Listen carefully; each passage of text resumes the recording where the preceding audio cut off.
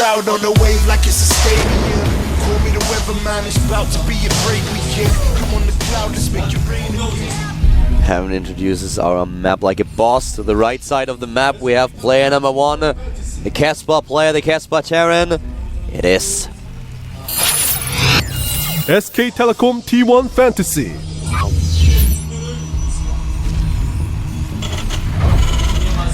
Well played on game number 1. In game number 2, a little bit too greedy. Not enough bunkers. The defense not strong enough to stop this guy. Starting to the left, one of the strong MVP players these days. It is MVP Finale. And, you know, we talked about Twitter's last game. I just want to mention, I got some tweets. MVP Finale's Twitter is actually incorrectly listed in the database. And Detective Wolf was on the case, but I still can't figure out what it is. So if somebody finds that, tweet it at me. Because I want to give him credit here. I don't want to actually be spreading false information about his Twitter. Especially for people watching the VOD. So, yeah, I would love to know what that is. And, that being said, this map is tough for Protoss. Yeah. Third base is really hard to defend. A Terran player you could say the same thing. It's much harder to do what Fantasy wanted to do last game and try to take that fast third command center and land it over there. So on this map, we might see both players play a little bit defensively on 2 base. But you could see Finale though do something aggressive again that would not surprise me at all. Yeah, Finale might have the chance to go for a similar strategy and try to bust through the defenses at the natural and go for it. But on a map like this, we're gonna find out what he's trying to do. If he's confident in his skills to play a straight-up game on this map, or if he just tries to be a little bit more aggressive against Fantasy. And Fantasy currently, once again, with a scout on his way. The SCV to the left side of the map in his own main base. You see him with the barracks, without gas. He goes for the same build again. No gas, 1 barracks into expand. Yeah. Very straight up play. The most common strategy in this matchup. Finale again with the second gas, but he's not doing the 2 and 2 gas. So this is a slightly more standard gas build. And the SCV sees it, sees everything. Fantasy not hesitant to scout. So many Terran players these days actually take the later scout and just try to check the Nexus. But not Fantasy, man. He wants to know if you have the 2 gases or not. Yeah, and he sees the 2 gases. He sees also that his opponent did not skimp on the Zealot. The Zealot is immediately trying to hunt down this SCV. Good luck with that, buddy. He actually has 2 and 2 gas, even though he didn't take the gases at the same time. Interesting. He shows that to the SCV. That's a different way that we haven't seen as much as the double gas at the same time build that Naniwa has shown. Bunk on the low ground already for Fantasy. This time playing this a little bit more safe, already securing the low ground before he even has the second command center done. And here comes the expansion for Finale for his opponent. 1 gate into expand. It's kind of what you have to do as Protoss. Yeah, it's kind of the bread and butter build. If you don't go for a very aggressive 1 base play, this is what you have to do. You never know, is there a command center on the high ground or isn't there? And if you try to play a catch-up game later on when you identify a command center on the low ground, it might already be too late for you. Very true. And at the situation that Fantasy is in now is, okay, I beat this guy in the late game. This map, I feel, favors Terran in the late game. If I can pressure him in the mid game at the third and make sure I get ahead. Oh, wow. Even using a force field here to block the SCV from getting into the main Yeah, base. that's really important because now he doesn't know if there's a robo or the 2 gates. But if I'm Fantasy here, I'm thinking, alright, let's just play defensively. Let's keep the command center on the high ground, put the bunker down, because last time, when I had the time to play him in the late game on a big map, similar to this map in size, I was the one who crushed him because my mechanics were better, my multitasking was better. I'm going to try for that again here. Just got to stay calm. Fantasy should be really confident in his late game abilities, especially on Abyssal City for the reasons that we mentioned. And I can certainly see that that was one of the topics that he discussed with Boxer when he was just talking now in the booth. I was like, okay, well, I really want to go for the late game here. I'm going to play a little bit more defensive. We'll definitely make sure to scout him well as much as I can to find out what's going on here, because if I can reach that late game, as you said, I have the better mechanics, I just seem to have the better macro game here. If I can do that with my multitasking, I will have the edge. Yeah, that's what I'd be thinking. Fantasy did get a scout off in the main base with a scan.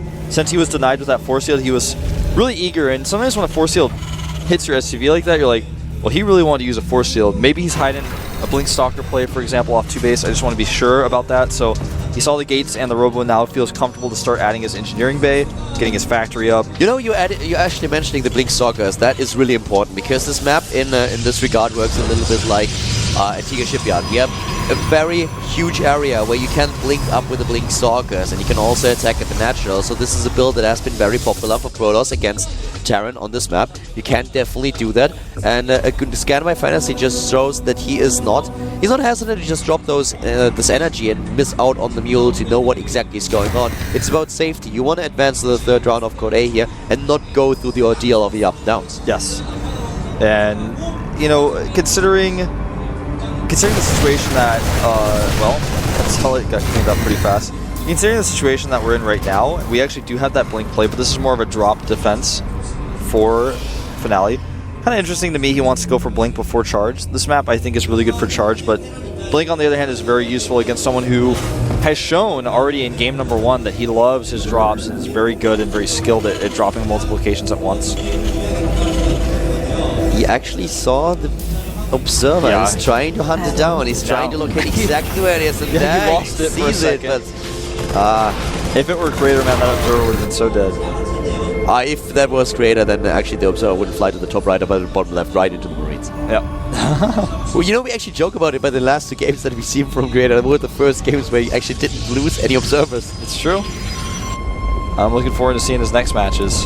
I feel like if we keep joking about it, he won't lose them, so it's just us supporting him. Yeah. I wonder if he's going to see this one. Nope. But the observer sees the army, and now Finale can get into position. There's 2 fairly wide ramps on this map that you have to defend.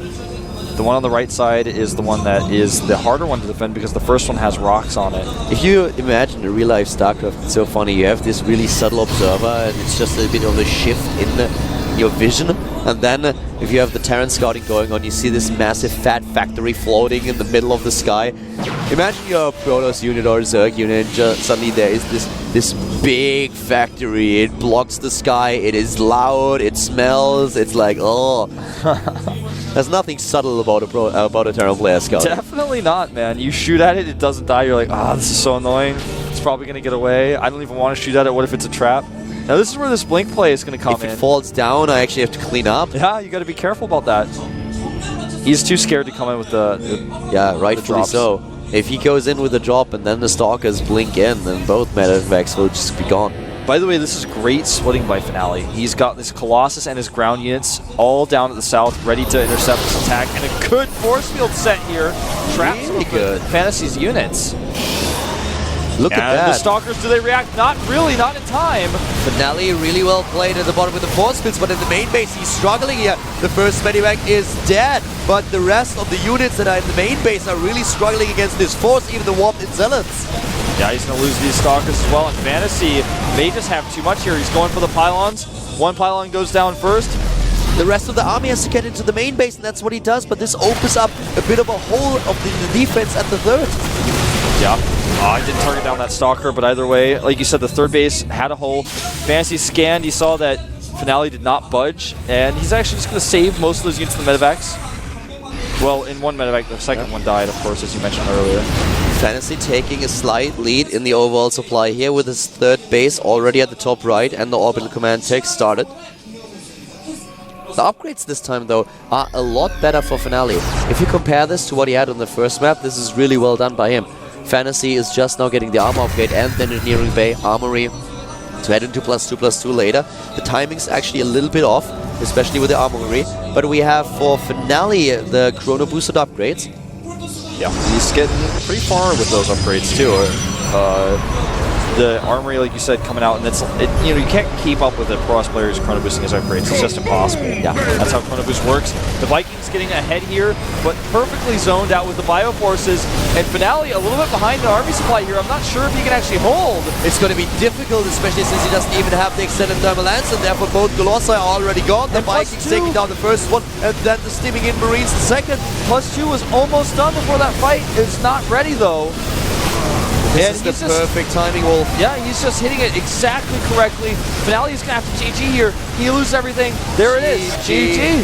Fantasy hitting the timing like a boss, taking the win with the 2-1, advancing to the third round of Code A. I feel like no matter what, Fantasy's face looks like. He looks like he's got this permanent smile. Yeah. I love that. I love that. It just looks like he's a happy guy, happy about life, man. It's actually true. It's completely true what you just said.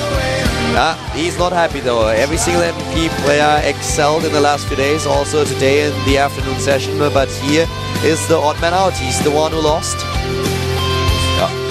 He's in the up and downs now. He is in the up and downs. He still has his shot though in that up and down match to see if he can get back into Codes. That's how he got into Codes in the first place, so we'll see if he can do it again. And guys, this of course is only the first best of 3 today here in our evening session. Now we have a Protoss versus Zerg. We have MC versus Roro. My personal highlight of this evening session. It's definitely going to be sick, man. Second round of Code A. A lot of fan favorites, well, MC being the fan favorite here, a lot of fans for him, but Roro on the other hand, a very, very strong Casper Zerg player, and Roro might be the one who causes the downfall of MC here and forces him into the up and downs again. We're going to find out if that's actually the case after a 5-minute break, and then we are back at the GSL Code A with MC versus Roro.